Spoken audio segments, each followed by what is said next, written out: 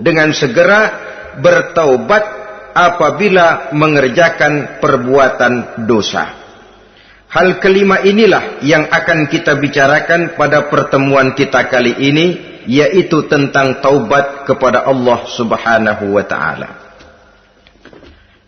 Taubat berasal dari kata-kata taba yatubu yang isim masdarnya adalah taubatan.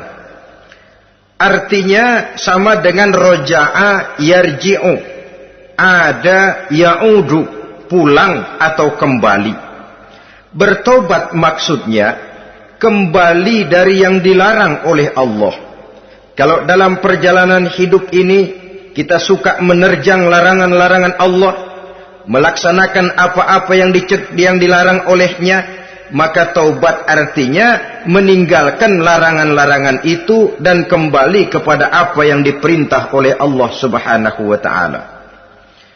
Kenapa taubat ini harus disegerakan? Karena makhluk bernama manusia ini sulit melepaskan diri dari dosa dan salah. Nabi bersabda, kullu bani Adam khatta'un wa khairul khatta'ina tawwabun. Setiap anak Adam, yakni setiap manusia, pasti mempunyai dosa dan kesalahan. Dan sebaik-baik orang yang mempunyai dosa dan kesalahan ialah orang yang segera bertaubat. Dengan kata lain, orang yang baik sesungguhnya bukanlah orang yang tidak punya salah, karena tidak ada orangnya yang tidak punya salah. Tetapi orang yang baik adalah orang yang apabila melakukan kesalahan, dia segera sadar, dijadikannya kesalahan itu sebagai pelajaran untuk tidak diulanginya lagi pada masa-masa yang akan datang.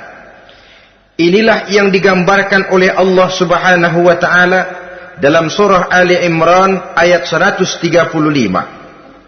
Walladzina iza fa'alu fahishatan, dan orang-orang yang apabila mereka terjatuh ke dalam perbuatan dosa, au zalamu anfusahum, atau berbuat zalim kepada diri mereka sendiri, dzakarullaha fastaghfaru lidzunubihim, mereka segera ingat kepada Allah dan memohon ampun terhadap dosa yang pernah mereka kerjakan.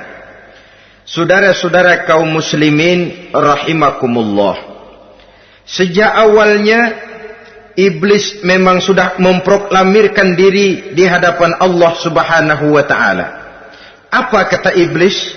Ya Rabbi wa izzatika la azalu aghwi bani adama madamat arwahuhum fi ajsadihim. Ya Allah, demi kemuliaan-Mu saya bersumpah, kata iblis, saya akan selalu memperdayakan anak-anak Adam. Saya akan selalu menggoda manusia selama ruh mereka masih ada di dalam jasad mereka.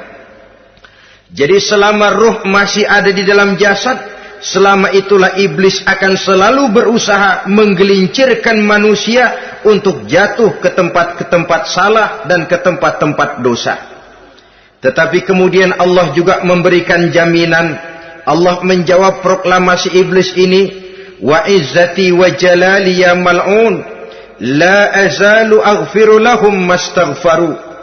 Demi kehormatanku, demi kemuliaanku, hai mal'un, hai yang terkutuk, hai iblis, kalaupun engkau selalu memperdayakan manusia, kalaupun engkau selalu menipu dan menggoda mereka sepanjang ruh mereka masih ada di dalam jasad, aku akan senantiasa memberikan ampun kepada mereka sepanjang mereka memohonkan ampun kepadaku. Inilah jaminan dari Allah Subhanahu wa ta'ala. Saudara-saudara kaum muslimin rahimakumullah, oleh karenanya apabila kita berbicara tentang taubat, artinya kita berbicara tentang tingkah laku kita dalam kehidupan sehari-hari. Apa yang harus kita lakukan untuk sempurnanya satu taubat? Pertama, menyesal terhadap dosa yang pernah kita lakukan. Kadang-kadang ada juga orang bertaubat, tapi bukan nyesal terhadap dosa yang dia kerjakan, malah puas katanya. Dia ngomong sama teman-temannya, saya dulu zaman muda sudah kenyang judi, kenyang zina, kenyang mabuk-mabukan, sudah puas. Sekarang tinggal benernya saja, saya sudah taubat. Taubatnya sih bagus, tapi puasnya itu yang jelek. Kenapa harus dikatakan puas? Bukan puas, menyesal. Menyesal saya dulu. Kenapa hanyut terjebak dosa? Kenapa tenggelam di meja judi? Kenapa tenggelam di minum minuman keras? Kenapa hanyut kepada perbuatan munkar dan maksiat? Saya menyesal sekali. Menyesal diperintah dan bukan malah puas. Dari rasa menyesal ini nanti timbul hal yang kedua, yaitu berniat tidak akan mengulangi lagi perbuatan dosa. Kalau menyesal tapi masih diulangi lagi, itu belum taubat yang sebenarnya. Saya kapok, menyesal, tidak mau minum minuman keras lagi. Besok tidak ada minuman keras, malah pusing. Nyari kesana kemari. Itu belum taubat yang sebenarnya. Jadi setelah menyesal, berniat tidak akan mengulangi lagi perbuatan dosa itu. Kalau menyesal tapi masih diulanginya lagi, itu sama saja dengan main-main. Saudara-saudara kaum muslimin rahimakumullah. Barangkali itu yang orang namakan dengan taubat sambal namanya. Kita kalau makan nasi pakai sambal, pedesnya bukan main, repot, marah, ngomel. Gila, sambal pedes bukan main, taubat sama sambal. Taubat sama sambal katanya. Tapi 2-3 hari kemudian dia makan lagi, nggak ada sambal, nyari. Kemarin sudah taubat, 2 hari kemudian malah nyari. Ini bukan taubat yang sebenarnya. Penyesalannya tidak diiringi dengan berniat untuk tidak mengulangi perbuatan dosa itu selama-lamanya. Saudara hadirin, kita sudah taubat, tidak mau lagi minum minuman keras. Datang teman, minum ya? Nggak mau. Kenapa? Saya sudah taubat.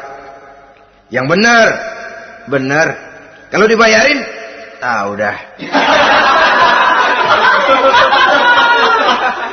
Jadi rupanya taubatnya itu cuma karena nggak ada yang bayarin. Begitu datang yang bayarin, berangkat lagi. Itu belum lagi merupakan taubat yang sebenarnya. Begitu juga kita taubat dari meja judi. Pada waktu sudah buras, bangkrut, habis-habisan, mungkin menyesal, mungkin bertobat. Inilah akibatnya judi, rumah tangga berantakan, harta buras, anak terlantar, uang tidak ada. Tobat, saya tidak mau lagi-lagi tenggelam di meja judi. Pada saat kondisinya bangkrut, itu yang diucapkan. Tapi 2-3 hari, 4-3 minggu, 1 bulan kemudian rezekinya banyak, makmur lagi, usahanya maju lagi, lupa lagi dia kepada ucapan sebelumnya, akhirnya sedikit demi sedikit tenggelam kembali di meja judi. Ini pun belum merupakan taubat yang sebenarnya. Jadi untuk sempurnanya taubat, yang pertama menyesal terhadap dosa yang telah dilakukan, yang kedua berjanji tidak akan mengulangi lagi, kemudian yang ketiga meninggalkan perbuatan jahat itu untuk selama-lamanya. Dengan kata lain, kalau memang taubat tidak mau minum lagi, talak 3 itu minuman keras. Kalau memang niat tidak akan berjudi lagi, talak 3 itu segala macam bentuk perjudian, meninggalkan perbuatan jahat. Yang keempat, menunaikan semua fardu dan kewajiban. Sebab barangkali pada saat kita tenggelam dalam dosa, perintah-perintah Allah, jangankan yang sunnah, yang wajib saja sering kita lalaikan. Maka apabila diri telah berniat melaksanakan taubat, maka tunaikan semua kewajiban yang disyariatkan oleh agama kepada kita. Yang kelima, meminta halal kepada para lawannya dengan termasuk mengembalikan hak milik orang lain. Ini kalau menyangkut hukukul adamiyin atau hak-hak manusia. Jadi kalau kita berdosa kepada sesama manusia, Allah belum akan menerima taubat kita kalau kita belum minta maaf kepada yang bersangkutan. Adapun kalau kita sudah minta maaf tapi yang bersangkutan tidak mau memberikan maaf, itu urusan dia kepada Allah. Urusan kita adalah meminta maaf kepada yang bersangkutan. Hal yang keenam, mendidik atau melatih diri untuk bertaat kepada Allah. Sebagaimana kita dulunya telah melatih diri, memperturutkan diri untuk berbuat durhaka. Lalu memperbaiki yang dimakan dan yang diminum. Itu juga merupakan ciri dari orang-orang yang melaksanakan taubat kepada Allah Subhanahu wa ta'ala. Kemudian apalagi memperbanyak istighfar di dalam kehidupan. Disabdakan oleh Nabi, inna likulli da'in dawa'un wa dawa'u zunubi al-istighfar. Sesungguhnya segala macam penyakit tentu ada obatnya, dan obat dari segala macam dosa adalah istighfar. Saudara-saudara kaum muslimin rahimakumullah. Jadi kalau yang terdahulu merupakan perbuatan-perbuatan konkret, maka yang terakhir ini taubat dalam bentuk ucapan berupa memperbanyak istighfar, memohonkan ampun kepada Allah Subhanahu wa ta'ala. Mari kita lihat dalam teladan hidup kita, manusia yang hatinya paling bersih tidak lain adalah Rasulullah sallallahu alaihi wasallam. Beliau sudah mendapat jaminan ampun dari seluruh dosa. Liyaghfir lakallahu ma taqaddama min zambika wa ma ta'akhkhar, kata Allah.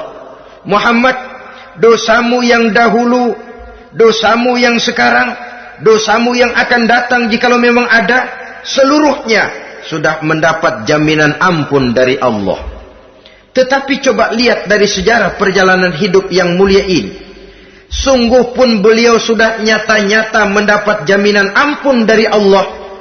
Beliau mengatakan, ayyuhan nas, tubu ilallah, fa inni atubu fil yaumi mi'ata marrah.